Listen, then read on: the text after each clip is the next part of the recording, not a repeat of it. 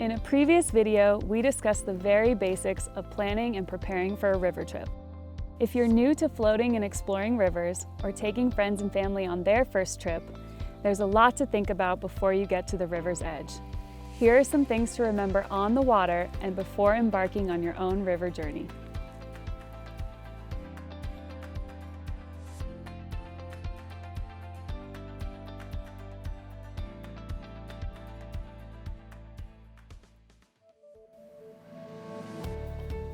Group assessment. First off, it's always important to assess your group and group gear. It's a good idea to share everyone's experience and skill level and allow an opportunity for everyone in the group to speak up with questions or concerns. Group gear. One topic that should always be discussed is who has what gear so that everyone in the group knows where to find things like a med kit or spare paddle. Even very advanced paddlers have these conversations daily, especially when someone is new to your group, you're on a new river or section, or water flows are higher than normal. Group organization. After a group meeting or safety talk that covers these topics and the hazards we mentioned in a previous video, it should be made clear who will be the lead paddler and who will be the sweep paddler. The lead paddler is generally the most experienced in the group, but the sweep paddler should also be experienced and carry things like the med kit and rescue kit because it's always easier to get downstream than back up.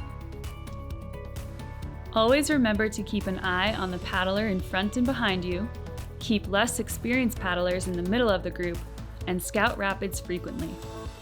If everyone in the group isn't comfortable, consider starting with an easier run. What is an eddy in a river? Whether you're in a raft, kayak, or other craft, everyone in your group should know what an eddy is and how to catch one. Eddies are found behind rocks, islands, banks, and bends in the river where the water is either not moving at all or can even be flowing back upstream.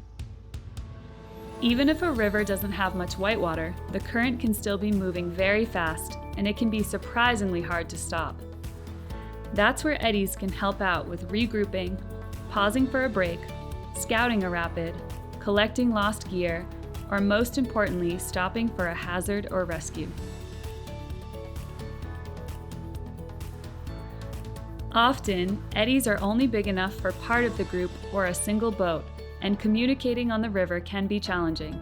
This is where hand signals become super important and should become a routine part of your safety talk or group meeting before hitting the river. Hand signals on the river. Hand signals are pretty universal, but accidents have happened because of miscommunication or confusion about signals. One thing that is very universal among paddlers is to point positive, meaning you always point in the direction that someone should go down a rapid or drop. Never point to where the danger is, such as a strainer or other hazard. Some other common signals are eddy out, which means to stop in the next possible eddy, sometimes accompanied with a signal to which side of the river that you should stop on. Some more common signals are stop, are you okay? Responded with, yes, I'm okay. All good or all clear. Portage. And scout.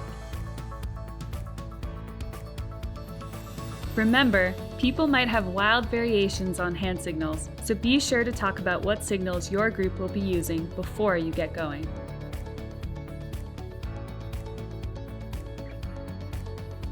Setting safety. If you're getting out of your boat to scout a rapid, it is likely a good idea to set safety. This takes experience to know where to set safety and how most efficiently to do so depending on your group size and other factors. The basic idea is to be on the riverbank or perhaps in your boat close to or below hazards, so that if something happens, you are quick to initiate a rescue.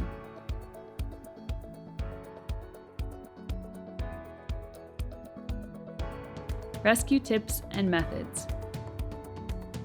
Another key component that should be discussed before taking off downstream, especially for novices, is what to do in an emergency or rescue situation.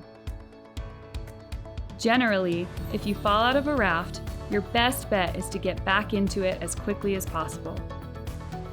If you get separated from the raft or flip your kayak and are now going for a swim downstream, try to get to the shore as quickly as possible.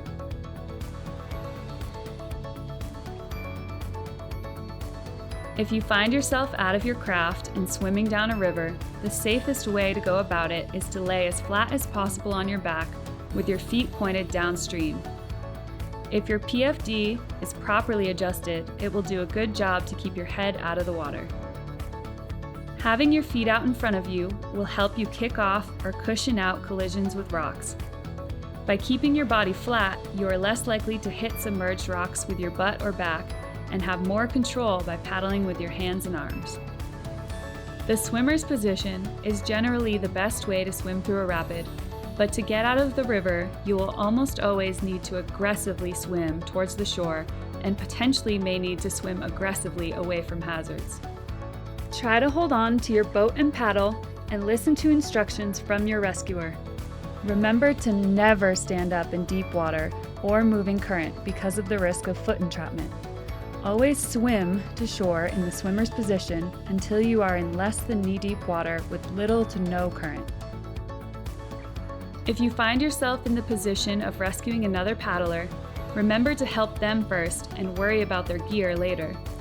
You can assist a swimmer to shore by having them grab the back of your boat while they kick their feet, or at least stay as flat as possible on the water's surface so that they don't act like an anchor. Boat recovery.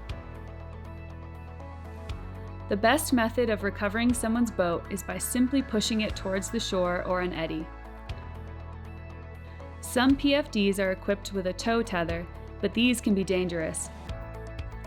Never use your tether to tow a boat unless you are in calm water with no rapids, including significant rapids downstream.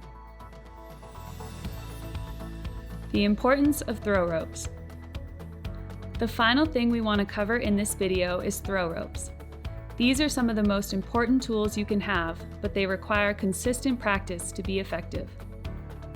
Ropes must be packed and stored correctly so that they don't get tangled, and be somewhere that is easily accessible in a split second. To pack a throw rope properly, hold the bag open with your lower fingers and feed the rope into the bag with thumbs and index fingers. This will lay coils of rope on top of each other so they won't tangle when you throw the rope. You and the swimmer must be ready for the huge amount of force that the water can impose.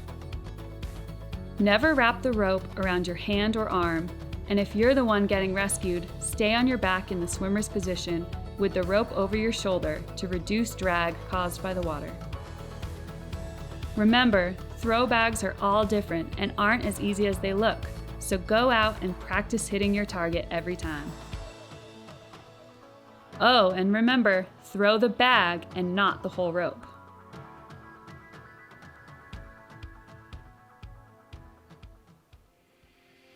To get more real-world practice and further your education, consider signing up for a River Rescue Certification or Swiftwater Rescue Training course.